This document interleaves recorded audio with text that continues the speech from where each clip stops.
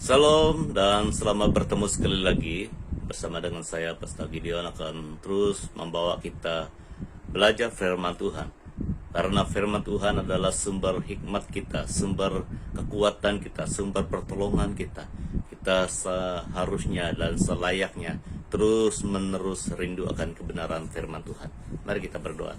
Tuhan Yesus, kami bersyukur karena kami ada kesempatan bersama-sama belajar dari sabda firman-Mu. Tolong kami semua dengan perantaraan kuasa Roh Kudus-Mu agar kami memahami firman-Mu dan mampu melakukan kebenaran firman-Mu melalui seluruh kehidupan kami. Tolong kami semua dalam nama Tuhan Yesus Kristus kami mohon semuanya ini. Amin.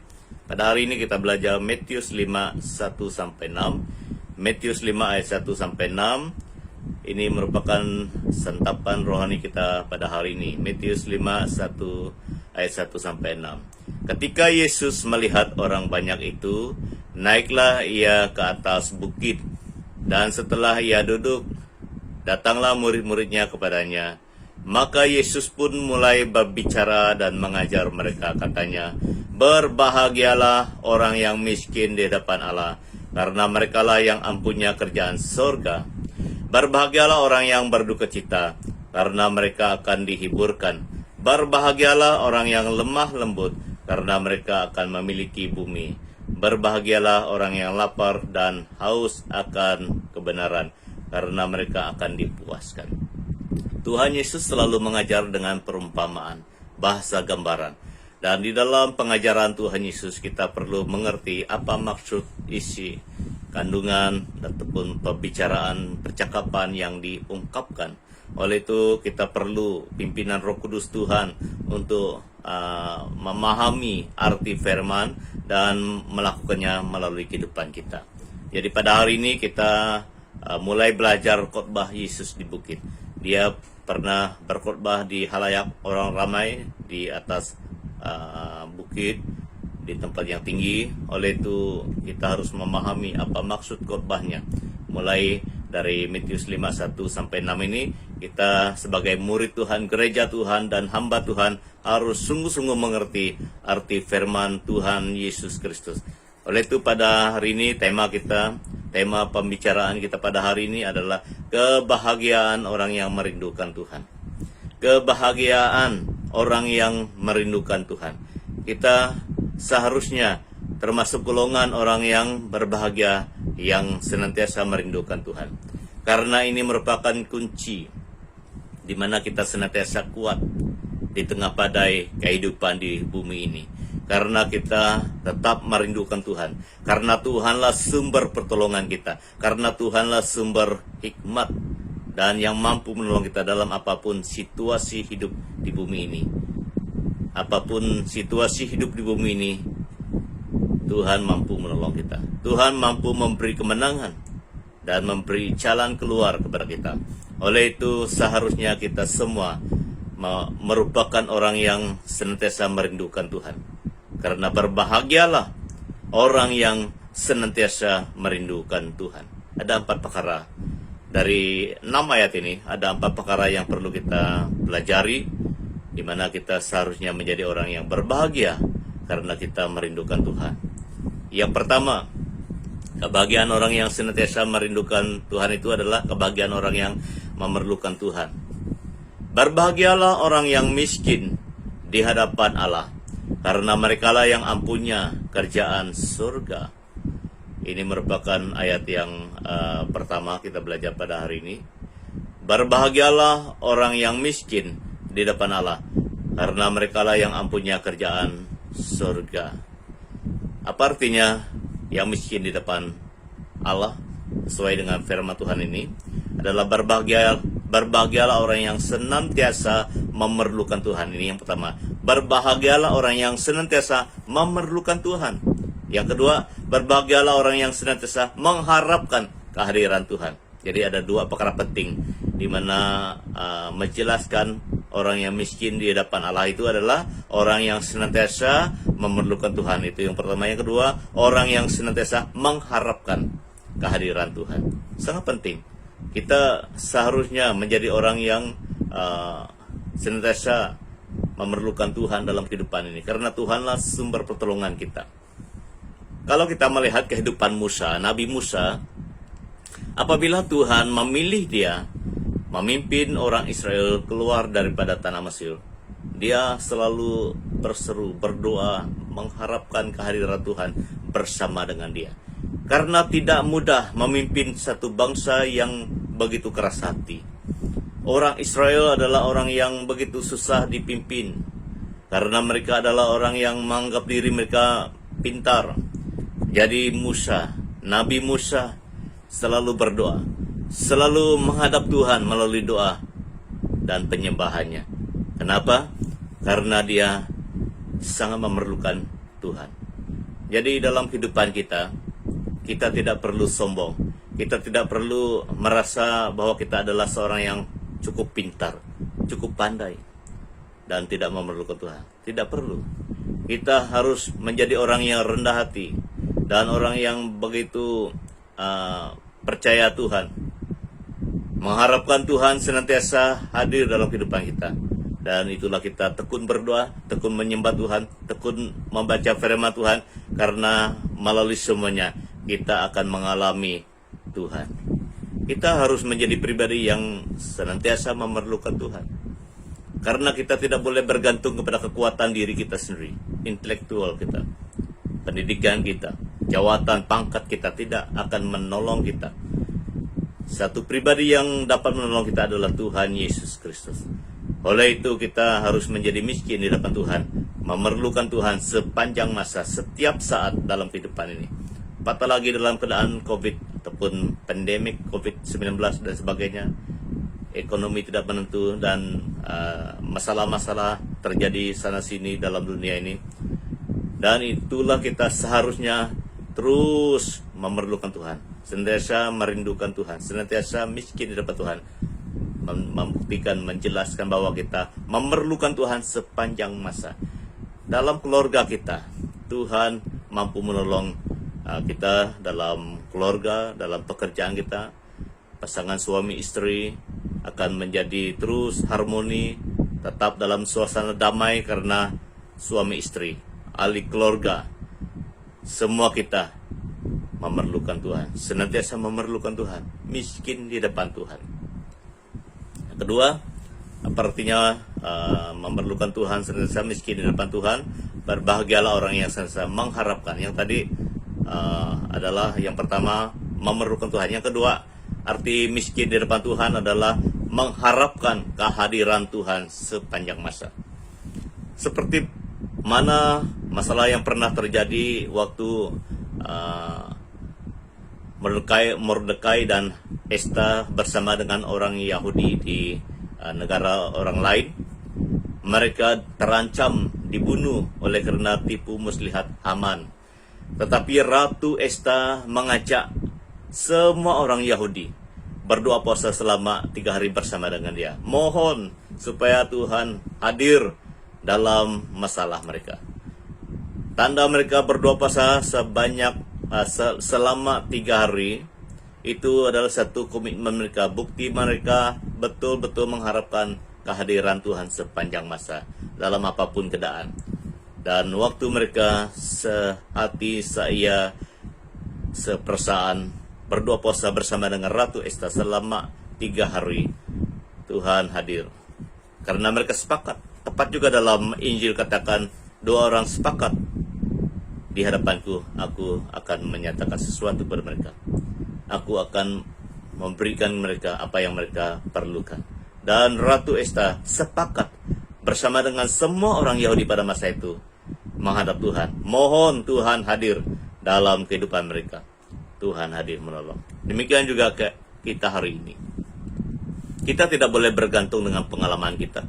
Kita tidak boleh bergantung dengan pelajaran teologi dan apa yang kita sudah kenal. Tetapi kita seharusnya terus mengharapkan kehadiran Tuhan. Karena Tuhan Yesus Kristus itulah pribadi yang mampu, lebih daripada mampu menolong kita sepanjang masa.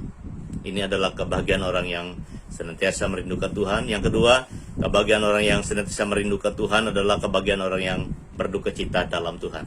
berbahagialah orang yang berduka cita karena mereka akan dihiburkan. Ini bahasa gambaran yang dinyatakan oleh Tuhan Yesus. Berduka cita. Kalau kita menjelaskannya lebih dalam lagi, lebih jelas lagi, artinya berbahagialah orang yang berduka cita dalam Tuhan karena mereka akan dihiburkan. Berduka cita dalam Tuhan, mempertahankan iman dan memperjuangkan hidup yang sudah dibenarkan oleh Tuhan sampai ke garis akhir. Itu artinya berduka cita dalam Tuhan, berduka cita mempertahankan iman dan kasih kepada Tuhan. Ada dua perkara yang kita perlu perhatikan tentang orang yang berbahagia, yang berduka cita dalam Tuhan. Yang pertama yang kita lihat, di mana kita melihat para hamba-hamba Tuhan dan juga umat Tuhan yang pernah jatuh tapi bangun kembali, meraih kembali, balik ke pangkal jalan dan ikut kebenaran Tuhan kembali sehingga Tuhan pulihkan mereka. Simpson, Musa dan Raja Daud pernah jatuh dan pernah menyimpang, tetapi mereka sadar kembali, insaf kembali, pulang ke pangkal jalan dan terus berjalan mengikuti kebenaran Tuhan sehingga Tuhan pulihkan. Ini yang perlu kita lakukan dalam kehidupan ini. Kadang-kadang mungkin kita tersilap, mungkin kita terjatuh dan sebagainya. Tetapi apabila kita ingat, oh saya perlu kembali kepada kebenaran Tuhan. Kembali kepada kebenaran Tuhan. Hidup yang sudah dijelaskan, difirmankan. Saya harus kembali. Ini langkah kita yang tetap berjuang dalam perjuangan kita, menderita dan berduka cita dalam kebenaran Tuhan. Kita terus pertahankan iman dan kasih kita, karena kita tahu bahwa hanya di jalan Tuhan sajalah, di dalam kebenaran Tuhan sajalah kita akan hidup, kita akan mengalami kehidupan. Seperti pernah Petrus, Rasul Petrus sendiri, yang dipilih Tuhan, pernah menyangkal Tuhan sebanyak 3 kali, masih dipulihkan oleh Tuhan karena dia insaf kembali kepada Tuhan.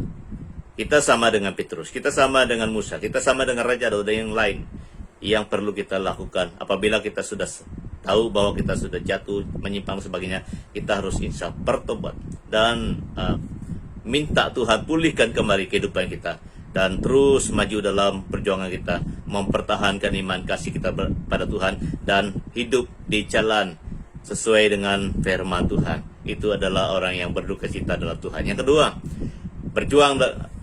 berduka cita dalam Tuhan itu artinya juga adalah berjuang mengalahkan kedagingan dan dosa. Berjuang mengalahkan kedagingan dan dosa. Ini adalah perjuangan yang perlu kita perjuangkan dengan iman dan kasih kita, dengan mata yang tertuju kepada Tuhan Yesus, karena Tuhan Yesus sajalah yang mampu menolong kita. Yesus pernah ajar murid-muridnya waktu dia berdoa di Bukit Getsemani dalam Matius 26:41, berjaga-jagalah dan berdoalah supaya kamu jangan jatuh ke dalam pencobaan. Roh memang penurut tetapi daging lemah, kata Tuhan Yesus. Berjaga-jagalah dan berdoalah supaya kamu jangan jatuh dalam pencobaan. Roh memang penurut tetapi daging lemah, kata Tuhan Yesus. Ini memberi gambaran dan menjelaskan bahwa perjuangan kita itu senantiasa berjuang mengalahkan keinginan daging dan dosa. Jadi ini adalah sesuatu yang kita hadapi dengan hati yang tabah, dengan mata yang tertuju pada Tuhan Yesus, dengan iman dan kasih. Ini adalah kebahagiaan orang yang berduka cita dalam kebenaran Tuhan. Kita harus terus berjuang mengalahkan kedagingan dan dosa yang ada di dalam hidup kita. Tuhan boleh menolong. Itulah dia mengajar, berjaga-jagalah dan berdoalah supaya kamu jangan jatuh dalam pencobaan, kata Tuhan Yesus. Roh memang penurut tetapi daging kita lemah. Itulah dalam Efesus 6:14-19 Rasul Paulus mengajar jemaat Tuhan dan kita semua untuk mempergunakan perlengkapan senjata Allah.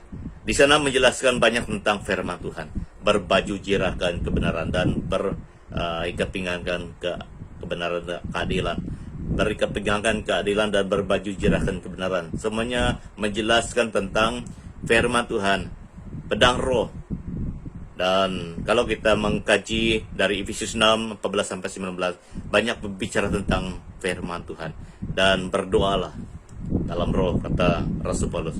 Ini adalah kunci yang perlu kita lakukan. Sementara kita berduka-cita dalam kebenaran, kita harus tekun dalam firman Tuhan, tekun berdoa, menyembah Tuhan. Dan yang ketiga, orang yang sungguh-sungguh merindukan Tuhan itu mempunyai kebahagiaan yang tersendiri. Yang ketiga adalah kebahagiaan orang yang lemah lembut. Berbahagialah orang yang lemah lembut, karena mereka akan memiliki bumi. Lemah lembut artinya ramah, sopan, dan disiplin di dalam Tuhan. Dan mereka akan memiliki bumi. Bumi ini memberi arti, menjelaskan tentang janji Tuhan.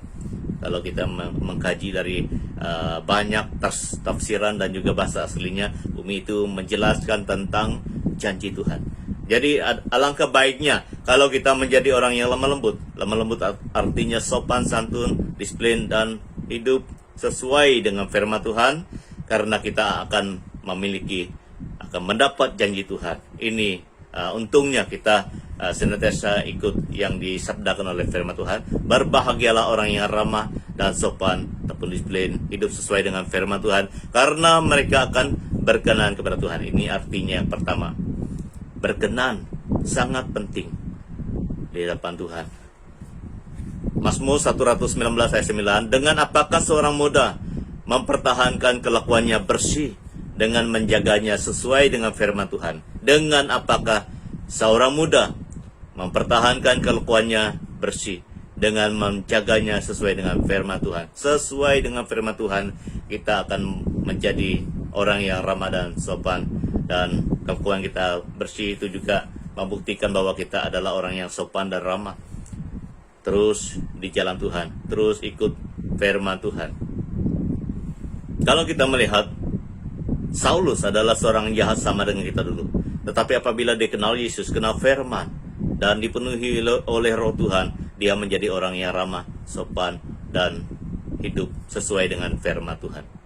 Dialah yang mempertahankan, dialah yang mampu mempertahankan kelakuannya bersih dan menjaganya sesuai dengan firman Tuhan. Karena dia kenal firman sama dengan kita. Kita perlu terus kenal firman, hidup sesuai dengan firman, supaya kita dapat mempertahankan kelakuan kita bersih, sopan, santun, disiplin di hadapan Tuhan dan sesamanya kita manusia. Ini adalah kehidupan kita yang sungguh rindu akan Tuhan. Kita menjadi orang yang lemah lembut. Yang kedua, yang lemah lembut itu adalah berbahagialah orang yang ramah dan sopan, karena mereka yang layak terima janji Tuhan. Bumi itu artinya janji Tuhan. Puji Tuhan, janji Tuhan diberikan waktu kita hidup di bumi ini. Janji Tuhan itu juga akan diberikan waktu kita pulang ke surga. Jadi semuanya akan digenapi sesuai dengan yang difirmankan oleh Tuhan. Waktu Yusuf, anak Yakub, senantiasa mempertahankan hidupnya yang lemah lembut di depan Tuhan, orang yang sopan santun di hadapan Tuhan, dan di kalangan adik-beradiknya dia disertai oleh Tuhan. Kalau kita melihat perjalanan hidup Yusuf, memang banyak yang menyedihkan. Dijual oleh saudaranya dan dimasuk penjara oleh karena dikhianati ataupun dikatakan melakukan sesuatu yang jahat oleh istri Potifar. Dia terpaksa masuk penjara oleh karena dia dikata-katai ataupun dia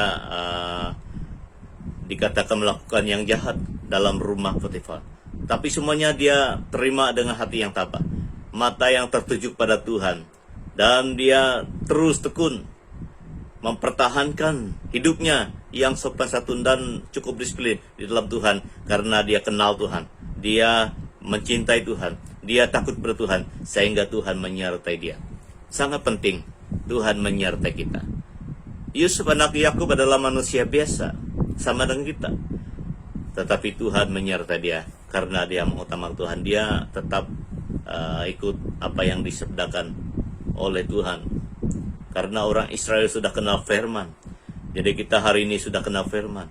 Apabila kita mau Tuhan menyertai kita, kita ikut firman Tuhan. Kita harus berserah pada Tuhan dan rela dipimpin oleh kuasa Roh Kudus Tuhan. Seperti keluarga Timotius, dari nenek dan ibunya sampai Timotius mengenal Tuhan, sehingga Tuhan berkenan kepada keluarga Timotius.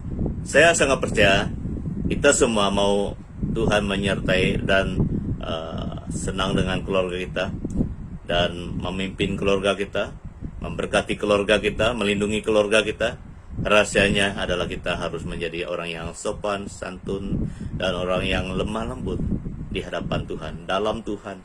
Lemah lembut, kita dapat menjadi orang yang lemah lembut oleh karena kita berserah kepada Tuhan, oleh karena kita ikut firman Tuhan dan dipimpin oleh Roh Tuhan.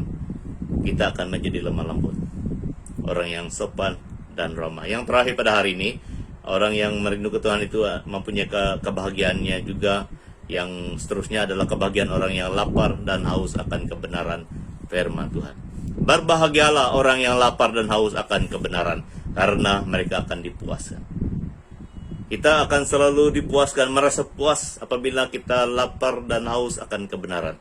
Karena kebenaran firman Tuhan inilah yang akan menyegarkan hati kita, akan menjadi baca dalam roh kita, akan menjadi kekuatan, sumber kekuatan dalam kehidupan kita, baik secara roh maupun secara jasmani.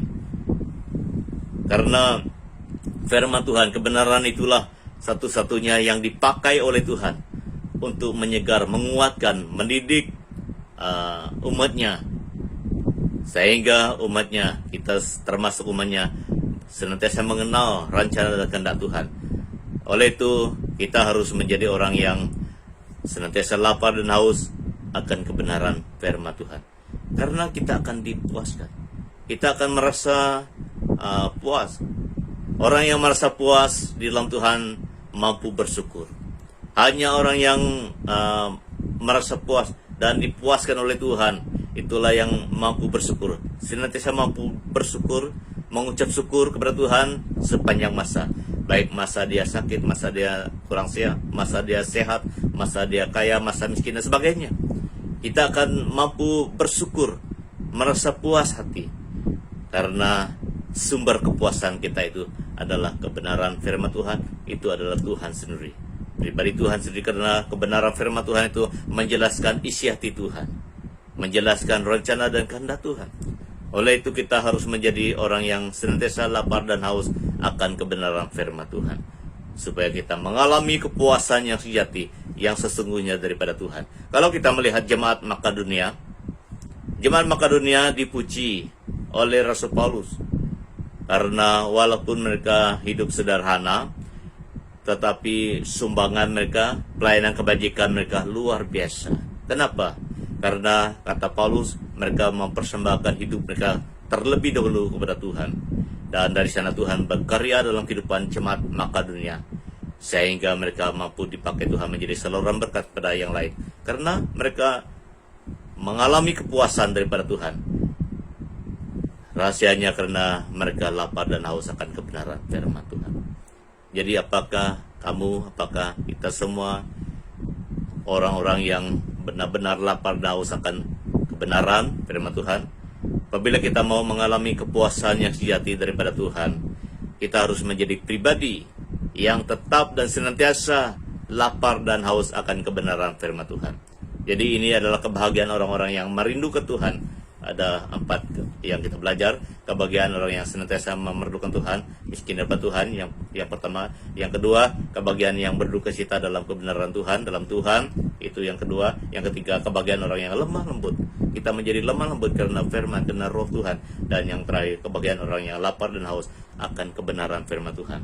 Mari kita terus tekun dalam Tuhan, tekun belajar firman Tuhan, dan terus melakukan firman Tuhan dalam kehidupan kita, supaya kita adalah orang yang senantiasa mengalami kebahagiaan daripada Tuhan. Mari kita berdoa. Tuhan Yesus, terima kasih Engkau selalu mengajar kami untuk mengenal isi hatimu, untuk mengenal rencana dan kehendak-Mu Tuhan. Tuhan, tolong kami agar kami menjadi pribadi yang tetap merindukan Engkau dalam kehidupan ini. Terima kasih, berkati dan menteraikan kebenaran firman-Mu dalam kehidupan kami, agar kami terus menjadi orang yang senantiasa merindukan Tuhan dalam kehidupan ini.